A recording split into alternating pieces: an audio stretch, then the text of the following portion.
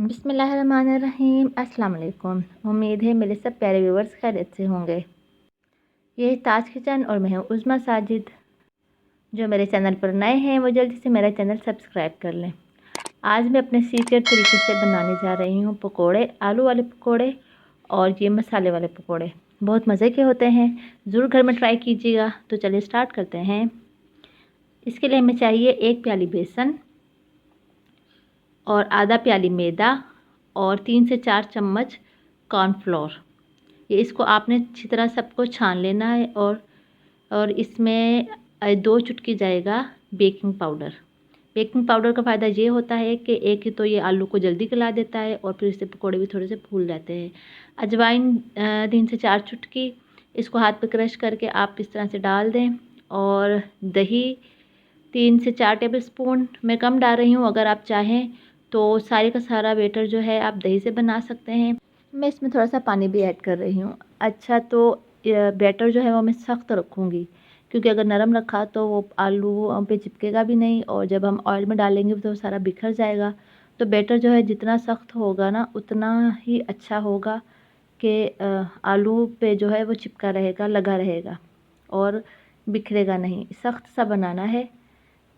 ये इतनी कंसिस्टेंसी होनी चाहिए। ये मैंने इतनी कंसिस्टेंसी रखी है ताकि पकोड़े जो हैं आराम से हमारे आलू वाले रेडी हो सके।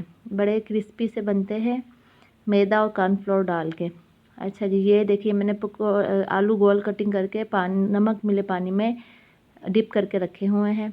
अब दूसरे पकोड़ों का मसाला, ये प्याज, एक मीडियम प्याज स्लाइस कटिंग कर ले और ये थोड़ी सी कुटी हरी मिर्ची 4 से 5 वो काट ली हैं और हरा धनिया, साबुत धनिया और ज़ीरा दरदरा सा कुटा हुआ। ये मस्ट में डालती हूँ क्योंकि यही पकोड़े की जान है। और इसमें अब डालूँगी अजवाइन 2 से 3 चुटकी।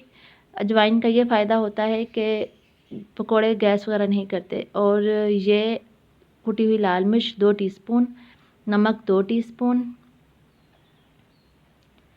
2 से 3 टीस्पून जो आप अपने हस्बे जायका टेस्ट कर लीजिएगा।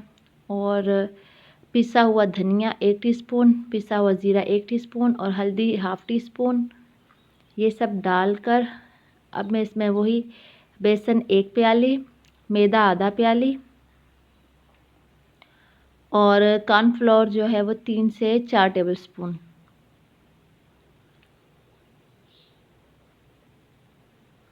ये सब डाल लें। कॉर्नफ्लोर और उससे मैदे से जो है बड़े क्रिस्पी से पकोड़े बनते हैं। अच्छा, एक चीज़ मैं इसमें और ऐड करूँगी, अंडा। अंडे से क्या होता है, अंडे से एक तो फ्लफ़ी भी बड़े बनते हैं।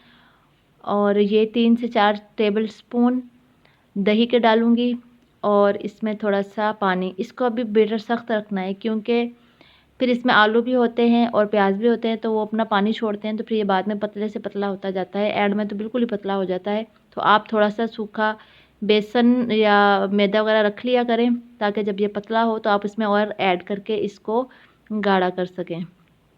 क्योंकि पतले इस तरह से होते हैं कि फिर आलू और पकोड़े प्याज अलग हो जाते हैं और बेसन जो है फिर वो ऑयल में तैरने लग जाता है। मैंने अंडा डाला है तो अंडे से जो है आपके ऑयल में ये बाइंड होके रहेगा, आपके ऑयल में ये बिखरेगा नहीं इसका कुछ भी। तो ये आलू जो है, अभी मैं इसमें आलू डाल रही हूँ। आलू मैंने कद्दूकश किए हैं, कद्दूकश करके आलू डाल रहे हैं।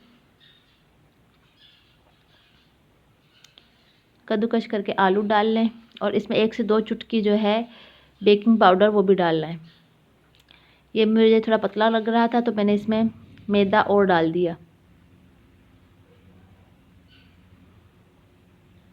ये हमारा बैटर हो चुका है रेडी। अब पैन में हम कढ़ाई में लेंगे ऑयल और ऑयल को अच्छी तरह से गर्म कर लेना है, बिल्कुल अच्छे से गर्म करना है। अब ये देखें, ये मैंने आलू पे लगाया है बेसन। अब देखिए बिल्कुल गिर नहीं रहा बेसन, अब इसके साथ लगा हुआ है, ये देखें। अब ये इसी तरह से मैं इसको ऑयल में डाल लूँगी। देखना कितना प्यारा सा फूला सा बनेगा। और ये इसमें बिल्कुल नमक डाला है, नमक वाले पकोड़े बहुत मज़े के लगते हैं। आप इसको एक बार ज़रूर ट्राई कीजिएगा। ये देखें, ये हमारे पकोड़े ये मैंने सारे डाल दिए हैं। इस तरह के हमारे आलू वाले पकोड़े आपने इस तरह से सारे डाल के फ्राई कर लेने हैं। और ये मेरा ऑयल बिल्कुल साफ़ है। अब मैं इसमें डालूँगी दूसरे वाले पकोड़े। इस तरह से आपने बड़े बड़े चम्मच में डाल के इसको गोल गोल बना लेना है, चम्मच से ही, चम्मच की मदद से ही। ये देखिए सारे इस तरह से डालें। आँच जो है आपने ऑयल गर्म होने के बाद मीडियम टू लो रखनी है, क्योंकि अगर आप तेज़ आँच रखेंगे तो आपके पकोड़े जल जाएंगे और अंदर से भी कच्चे रह जाएंगे। ये मेरे फ्राई हो चुके हैं पकोड़े। अब मैं इनको निकालूंगी अच्छी तरह से, इनका ऑयल निकाल के। ये आप मेरा ऑयल देख रहे हैं, ये मेरा ऑयल बिल्कुल साफ़ है। ये इस वजह से साफ़ है क्योंकि मैंने अंडा डाला था। अंडा जो है आपका ऑयल गंदा नहीं होने देता, इसकी कोई भी पार्ट जो है वो अंडे में बिखर के नहीं जाते। हाँ जी, तो ये मेरे हो चुके हैं रेडी पकोड़े, बड़े क्रिस्पी से, बहुत मज़े के। दूसरों से भी शेयर कीजिएगा, खुद भी घर में ट्राई कीजिएगा और बताइएगा कि कैसे बने। आप सबका बहुत शुक्रिया। अपना अपने प्यारों का ख्याल रखिएगा। अल्लाह हाफ़िज़।